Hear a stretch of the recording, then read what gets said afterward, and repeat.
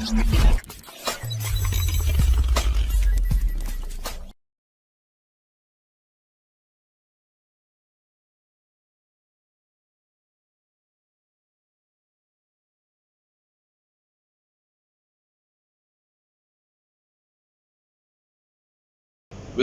salutations and wishing peace be upon all of you. I am your host Salim bin Muhammad Rafi, and my today's subject is a very important subject which is applicable to all countries of the world. But specifically, I will be talking about how to make or how to become a leader in Pakistan. And a leader, I mean a political leader, a politician. In order to become a politician in Pakistan, you have to be a rebel. And this rebellion must start from anybody. And obviously, the first place for it to start would be your home. And in your home is your parents, in your home is your elder brother, in your home is your mother. And if elder, the grandparents, they are the one who, with words of wisdom, with all the life's experience, will like to teach you something, which we in Urdu call tarbiyat, or something which is not taught in the university or colleges. It's the home where you get all these things. And we call it manners, and ultimately it becomes a part of the culture of that particular country. Now, what happened in the last 2 decades is that there has been a gradual deterioration in this relationship, and the youth has become more and more rebellious. And it's visible in the schools, it is visible in colleges, it is visible in universities, it's visible in hospitals, it's visible in medical schools, in law schools, in engineering schools, and universities where humanity is taught. It's visible even in media, how a younger person with a very little experience questions a very senior politician, and it's considered to be more aggressive you are, more rude you are, more you are appreciated, and more rating you brings to that particular network. Same thing happens in your home. If you can be rebellious and you can challenge the authority of your father or your elder brother or your grandparent, in the family with your brothers and sisters, you are considered to be brave, a leader. So here you are, the birth of a leader starts right from home. Then you come into a university or in a hospital for training.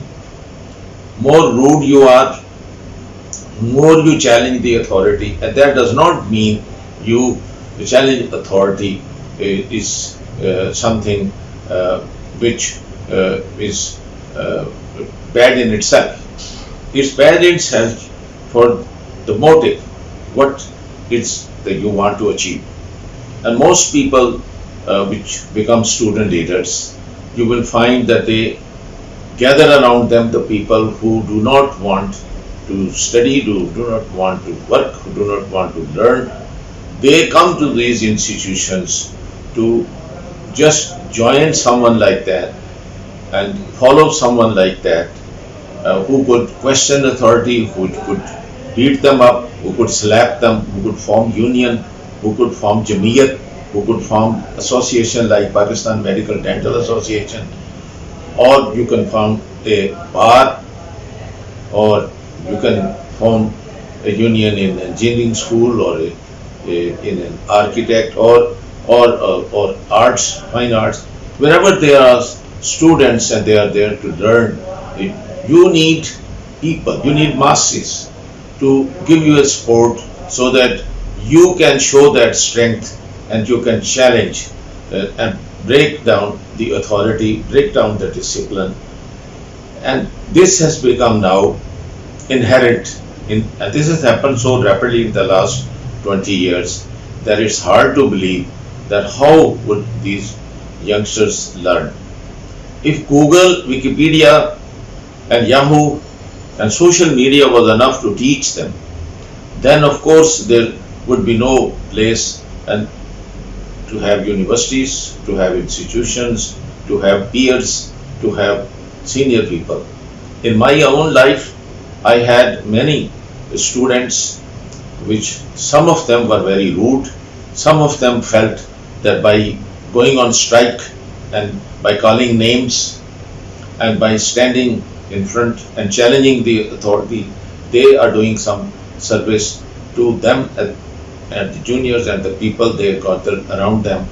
They are mistaken.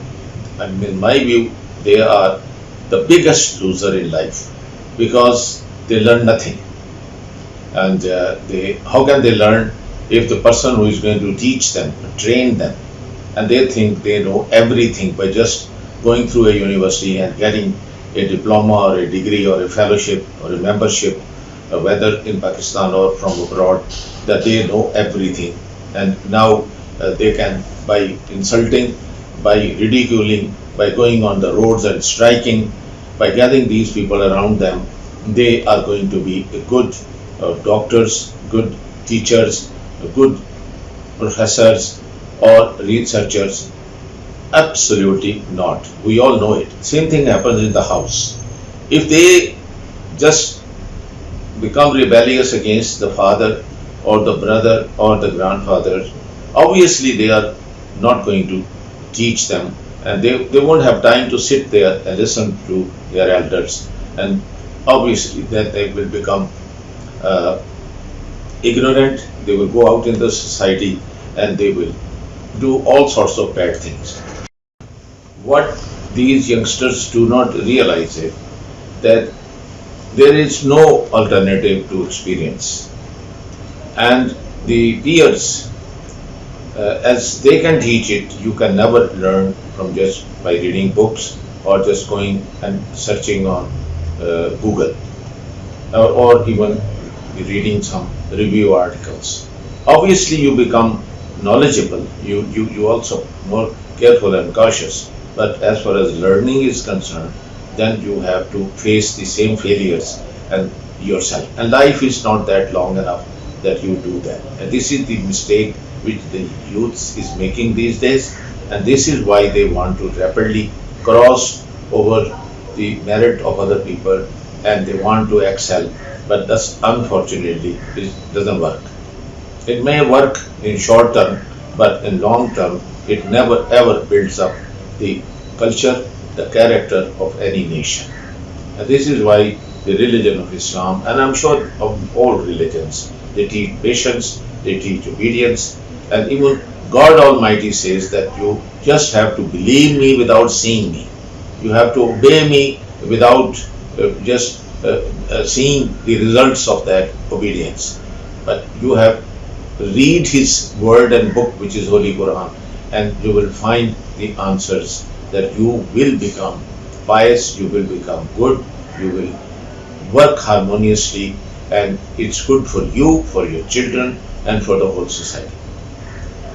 What will happen now when we are having such a nursery where in the last 20 years our youth has become so rebellious, they don't want to listen to their teachers, to the elders, they want to be rude, they want to show their aggressiveness, that here we can insult people, and it's like little knowledge is a dangerous thing, and they go into an inferiority complex because more learned you are, more knowledge you are, more humble you are, more cooperative you are. So these rebellious elements should realize this, which they don't.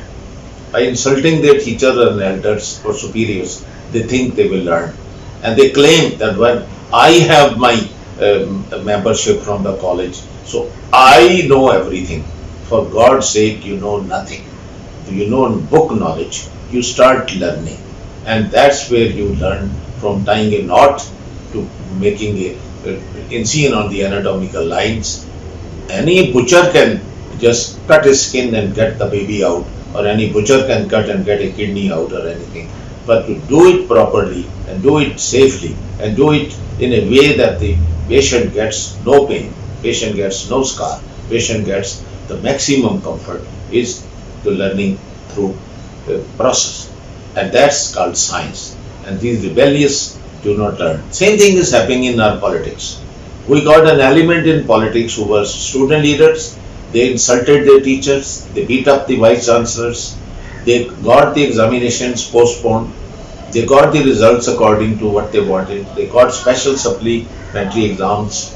And if you look across the borders, you will find that in India, you will find the same thing in America, you will find the same thing in many, many countries of the world, where this kind of, I think, rebellion and this time of crossing over the merit of the people, usurping the merit of people, gives them benefit, and those are short-lived. And once they get older, once they get retired, when they get out of what they have achieved by this method, this short gains, then they realize that they have remained ignorant in life. And what a loss that they have just learned just to call names, abuses, become physical with people. Very recently, I have seen that there are many people who are now ministers. And most of those ministers you will find are those who are rude, who insult others, who don't let others talk, and who are proud that they have not listened to anybody and they have got their word carried. But they don't realize that the strength of a mob which they collect around them is not the real strength of a knowledge. Not it has a good foundation that it can stand on permanently or build upon it, or you can develop a good culture or a good nation with that. No, you can't. So you probably will enjoy the ministership. Even if you look around now, what is you have in Pakistan, in all the provinces, you will find such people sitting at the level of a minister. And when you are like this, what do you expect that they will do it? And a short-lived, if a leader brags about it that I don't listen to anybody, believe you me, once that person is out of that position, will realize that that was wrong, that he should have listened. And he should have listened to his teacher, listened to his mother, to his sisters, and to his superiors, the people who were supposed to teach him, train him, and then he or she would be a better person. With this, I only pray that this particular practice, which has really deteriorated our society to such an extent, will come to a halt. And there will be an effort made by both sides, by the teachers, by the parents, as well as the youth, to find out how to keep this relationship of respect and learning going, so that we can have a good nation, we could have a good culture, and we can live happily, and we can help each other, we can be useful to each other, and also be respectful to each other. There is nothing wrong in that. Thank you for listening.